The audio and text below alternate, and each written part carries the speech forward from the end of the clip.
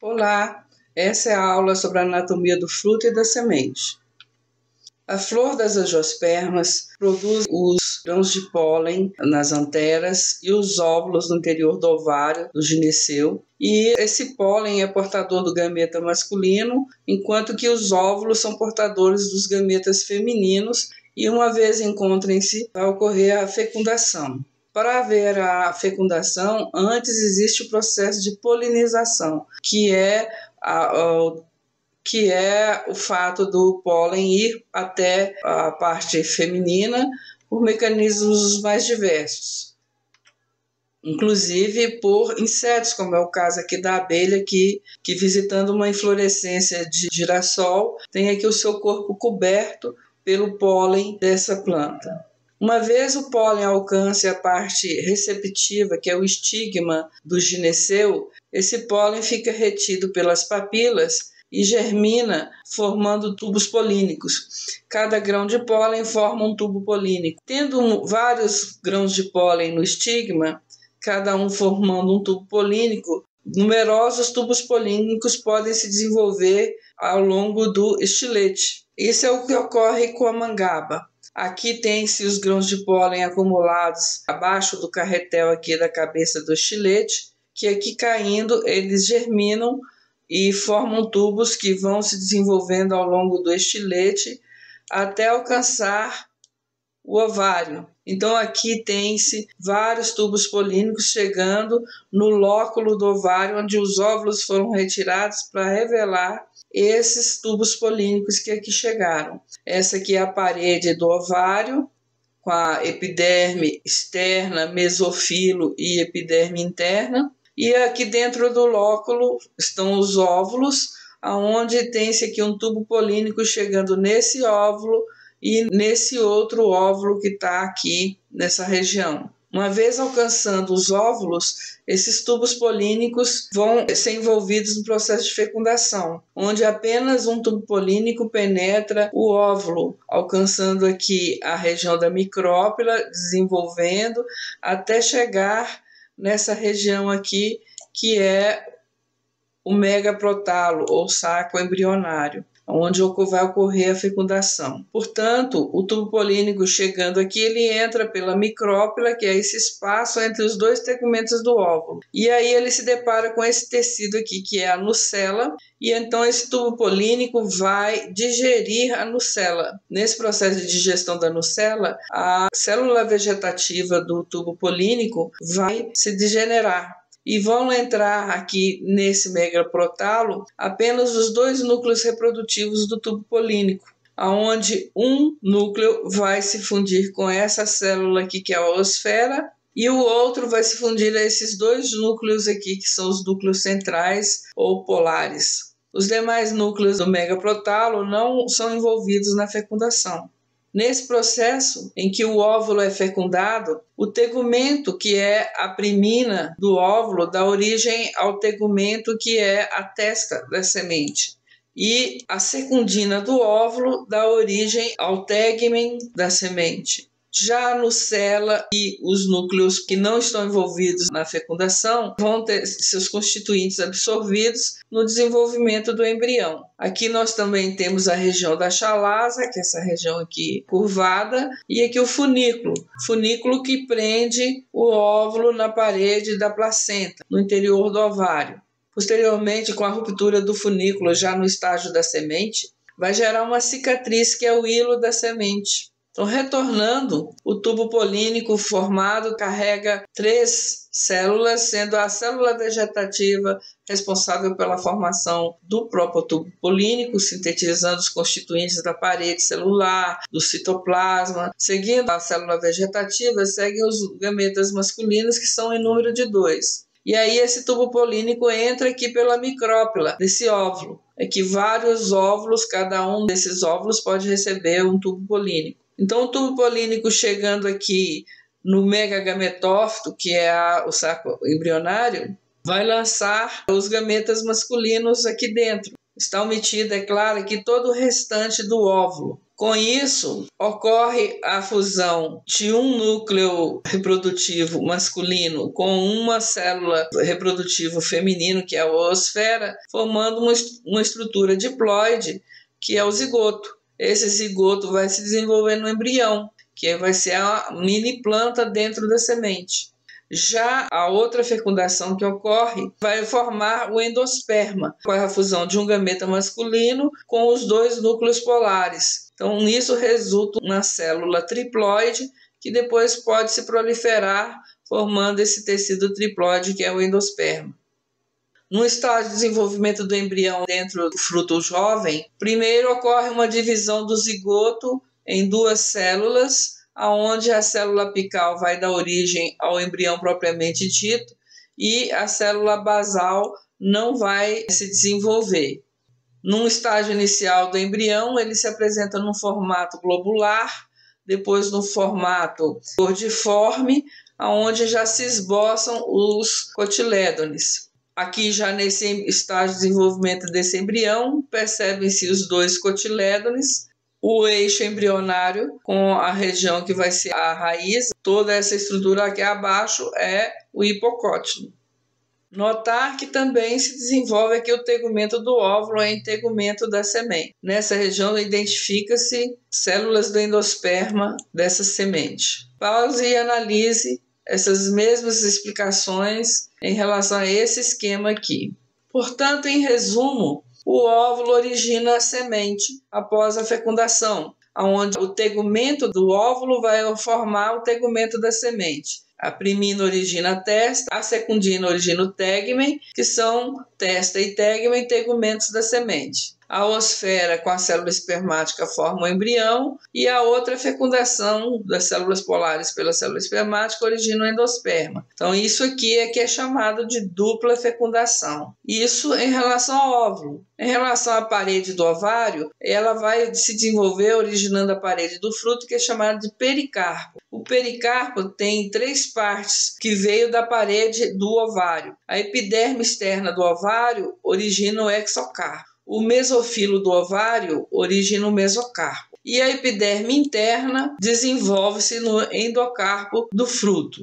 Na análise de um fruto muito conhecido, que é o do tomate, que é um do tipo baga, onde aqui a gente tem restos do cálice, já caiu a corola e os estames também caíram. Aqui a gente tem o fruto, que é a estrutura reprodutiva das angiospermas. O fruto não é necessariamente uma estrutura comestível. Em botânica, o fruto é uma estrutura voltada para a reprodução, onde lá dentro vamos encontrar as sementes. Sementes que são resultado do desenvolvimento do óvulo. No caso desse fruto, os tecidos encontrados vão constituir o endocarpo internamente, nessa parte aqui, o mesocarpo, basicamente formado por parênquima e por feixes vasculares, que constitui a maior parte da polpa desse fruto, e o exocarpo, que é essa pelezinha do tomate. A reunião do endocarpo, mesocarpo e exocarpo nós chamamos de pericarpo. Também é uma baga o fruto do pimentão, aqui mostrado. É aqui em microscopia eletrônica de varredura e aqui em uma secção anatômica, onde se identifica a pelezinha aqui, que é o exocarpo. A maior parte da polpa aqui é o mesocarpo e o endocarpo é essa região interna. Também identificamos aqui, como esse fruto não tem septos falsos, identificamos aqui os 2 carpelos desse fruto, um carpelo aqui e o outro carpelo. Aqui é a região de conação dos 2 carpelos e aqui é a região de sutura desses carpelos. Também a placenta, aonde estão ligados os óvulos, são nutridos aqui por essa região da placenta. Toda essa região é preenchida por parênquima e aqui há uma epiderme constituindo o endocarpo. Já no fruto do tipo legume, encontramos muito mais lignificação. Essa secção transversal desse legume tem o seu correspondente aqui ao lado, uma secção longitudinal, mostrando a configuração. Então, tem o legume, tem a secção transversal e a secção longitudinal dele. E aí a correspondência. Então, nota-se que o exocarpo aqui é constituído por uma epiderme lignificada e logo abaixo uma camada de esclerênquima, que é uma hipoderme lignificada. Posteriormente, um mesocarpo parenquimático e, por fim, um endocarpo bem lenhoso. Essa constituição do legume resulta no mecanismo que é chamado de xerocástico, de deiscência dos frutos. Então, aqui vamos supor que aqui esteja um legume e aí a minha mão representa o carpelo. O legume é formado por um carpelo, onde tem a sutura do carpelo aqui, que é a margem da folha modificada. E então na sutura ocorre a deiscência e ao longo da nervura principal também desse carpelo ocorre o rasgamento, que é a deiscência desse fruto. Como é que ocorre? Essa deiscência xerocástica se dá por conta da desidratação do mesocarpo, que uma vez perdendo água na maturidade do fruto, ele vai se contrair. E aí o mesocarpo se contraindo gera uma tensão que resulta na ruptura, tanto aqui na sutura quanto na nervura. E aí o fruto se abre longitudinalmente. Isso pode ser visto aqui no fruto do feijoeiro e da leucena, onde inclusive pode retorcer todo o pericarpo seco, por conta dessa tensão da desidratação do mesocarpo. Então, todos os tecidos lignificados tendem a retorcer, promovendo assim a abertura do fruto.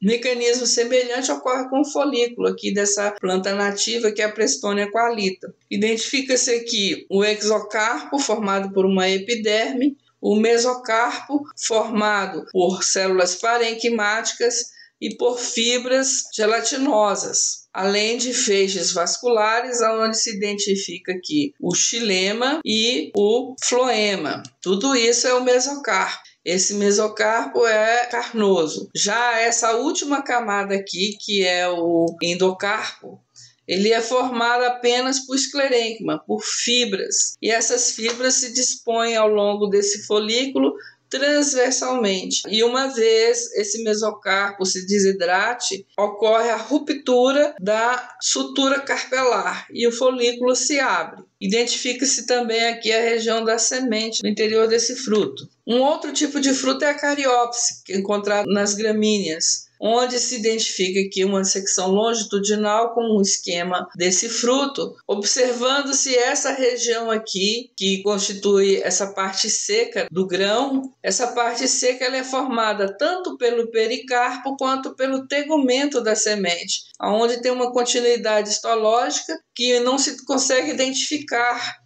onde termina o pericarpo e onde que começa exatamente esse tegumento. Então, esse tegumento totalmente aderido ao pericarpo caracteriza esse tipo de fruto monospérmico, que é a cariópse.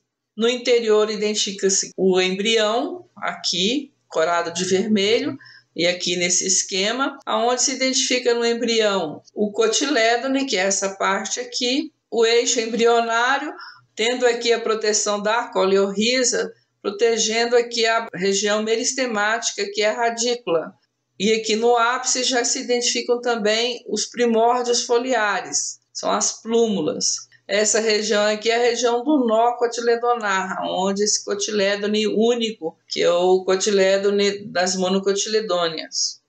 Já no fruto do tipo sâmara, a gente encontra basicamente esclerênquima, onde as células têm aqui parede secundária muito desenvolvida e ocorre a lignificação, inclusive, na epiderme desse fruto. As linhas aqui ao longo dessa ala do fruto são constituídas por feixes vasculares, que quando o fruto está jovem, conduzem a seiva para o desenvolvimento dessa ala. No fruto cápsula, também se identifica essa zonação onde exocarpo e mesocarpo são carnosos, mas o endocarpo é lenhoso.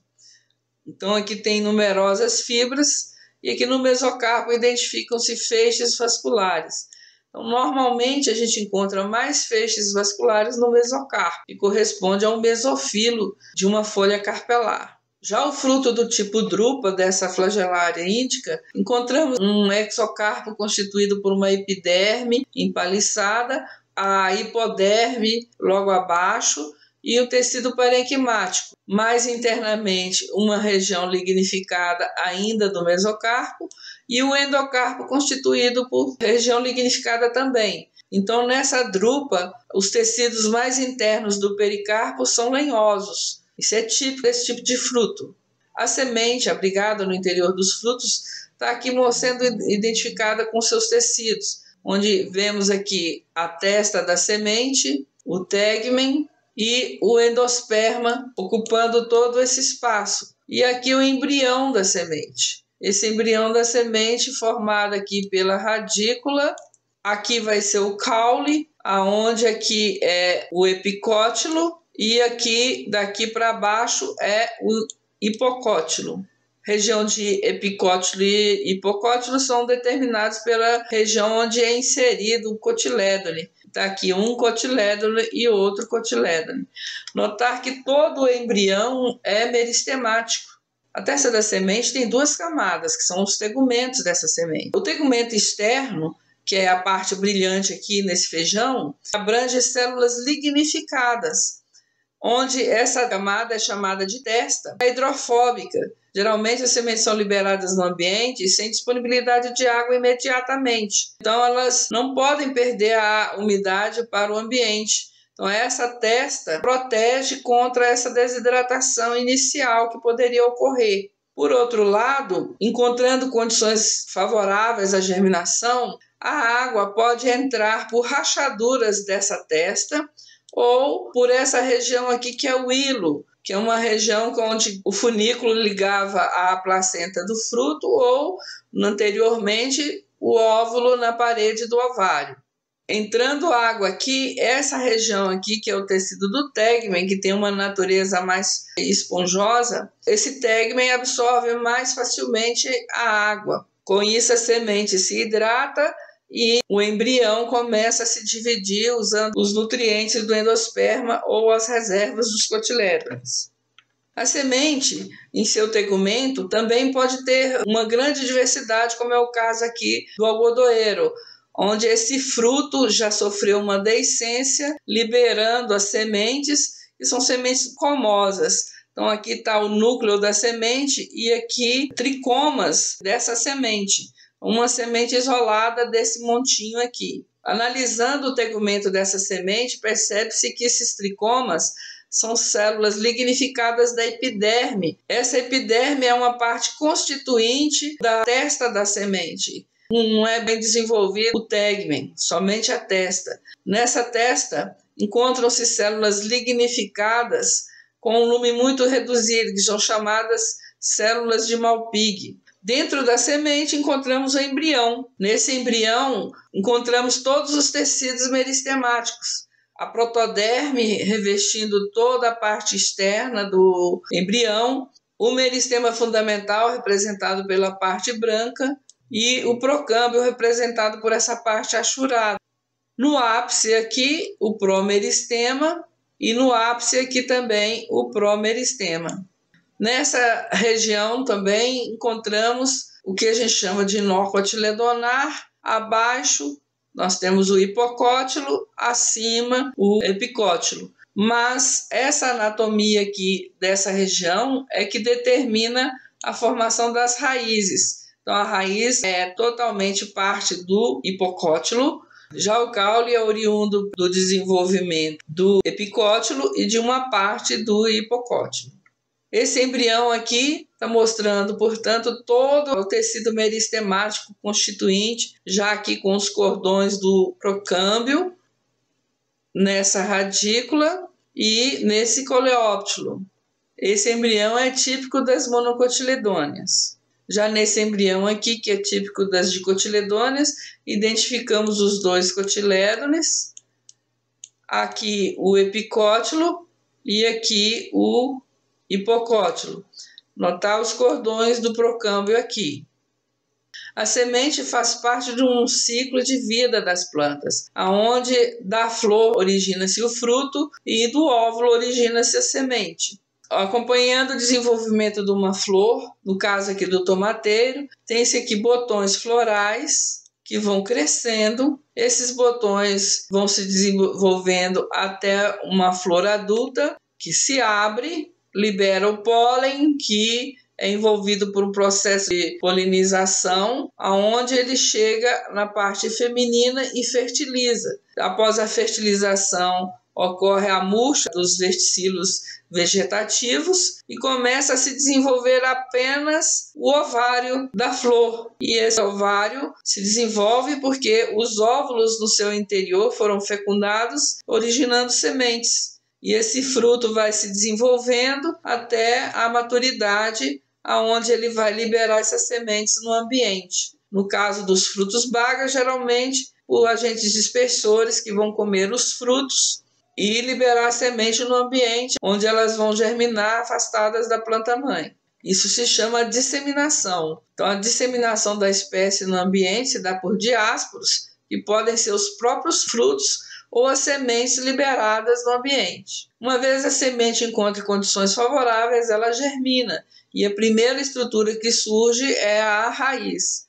E essa raiz aqui já está mostrando uma região protegida aqui na ponta pela coifa, já uma zona pilífera que já vai absorver a água e sais minerais do solo. E fixada no solo, por meio dessa raiz jovem, forma-se um gancho. Esse gancho empurra o solo até a planta surgir na parte externa iluminada. Então aqui o gancho começa a se desfazer. Então essas aqui são duas folhas cotiledonares, revelando que na verdade essa planta é uma dicotiledônea. Ou podem ter vários cotilédones, como é o caso das gimnospermas, e esses cotilédones também participam do processo fotossintético aqui. E então ocorre o desenvolvimento da planta. Então, ao longo da germinação, vão formando os tecidos do corpo da planta, graças à atividade de dois meristemas. O meristema na extremidade da raiz e o outro na outra extremidade, que é o caule. Com isso ocorre esse crescimento bidirecional da planta. A raiz aprofundando-se no solo e explorando diferentes locais com umidade e com sais minerais, e a parte aérea promovida no seu crescimento pelo meristema caldo-caule, que já porta os primórdios foliares, toda essa região meristemática formada por procâmbio, meristema fundamental, protoderme, promeristema. E aí nós temos esse crescimento da planta bidirecionalmente explorando o ambiente, tanto o ambiente aéreo quanto o ambiente subterrâneo. E com isso nós retornamos ao início do nosso curso, que nós começamos com meristemas e aqui fechamos novamente com meristemas, que já vieram desde a semente e depois chegam lá na planta adulta e novamente fecha o ciclo das angiospermas. Encerrando aqui o nosso ciclo, desejo a todos que tenham tido uma boa aprendizagem e que tenham uma boa formação profissional proporcionada pelos conhecimentos que adquiriram na anatomia vegetal e que tenham entendido um pouco do corpo das plantas, como é que se organiza esse corpo. Muito obrigada.